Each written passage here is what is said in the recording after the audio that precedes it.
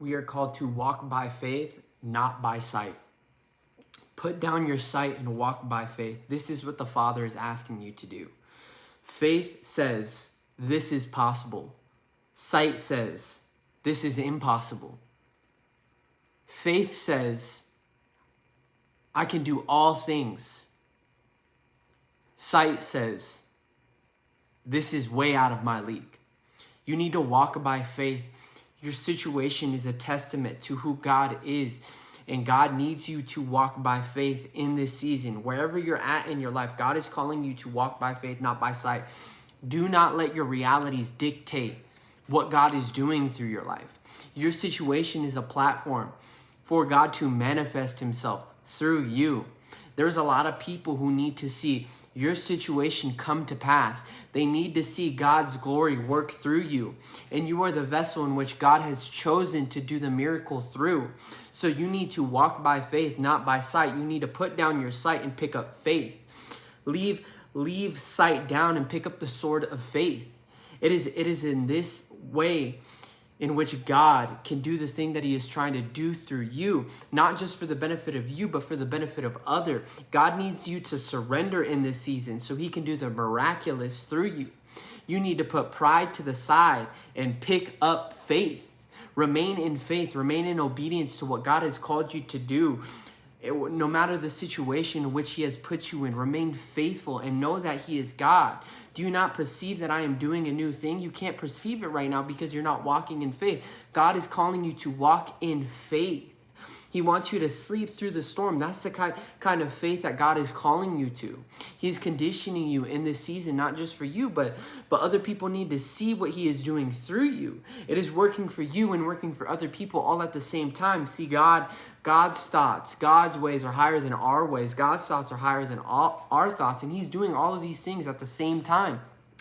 And he doesn't need you to understand it all. He just needs you to walk by faith, not by sight.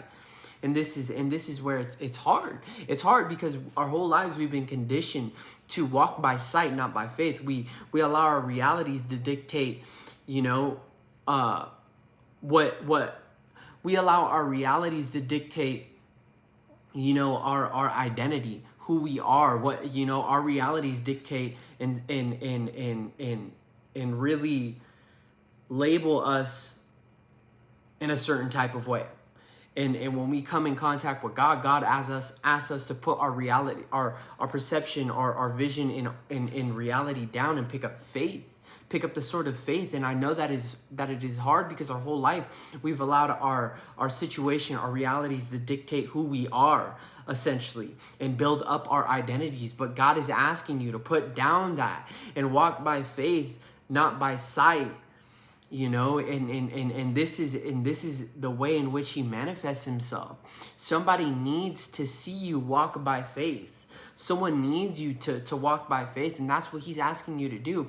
He's asking you to forget your reality and just walk by faith. Have faith. Have faith. Because it's faith, it's through faith that the miraculous, that the miracle is done. It is through faith, and he needs you to remain in faith. Remain in obedience so he can do the thing that he has promised you that he is going to do.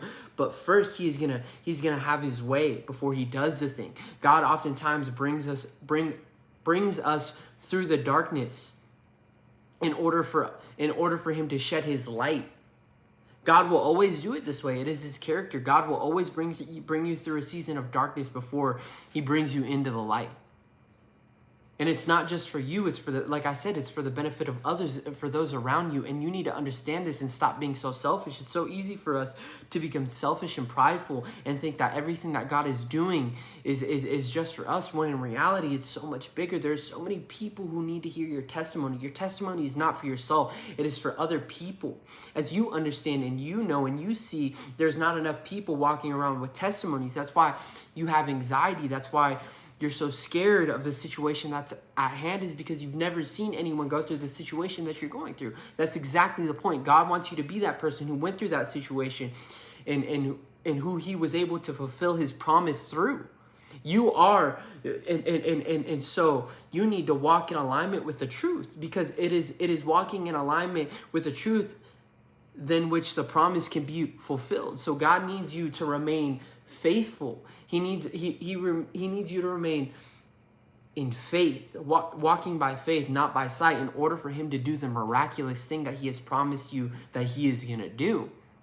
So remain in faith and drop the sight. That's what he wants. And I know that it's so hard because we're in this world where everything, that is really, we're walking in sight, we're visual, we're external, everything that we see, it's so easy to allow our situations to dictate, our circumstances and it's just hard. It's hard. But God is calling you to a higher level, to walk by faith and to not allow your realities to dictate his love for you. The promise that he had promised you and all of the things. He is calling you to just walk by faith and to trust and to know that I am God in this season in your life. That's what he wants you to know. And all through that, other people are going to change through your situation. See, he's doing, like I said before, he's doing all these crazy things and we can get so caught up in trying to figure out all the things that God is trying to do, rather than just allowing him to be God. We are the way in which he manifests himself. We are the way that he bridges himself from heaven down to earth.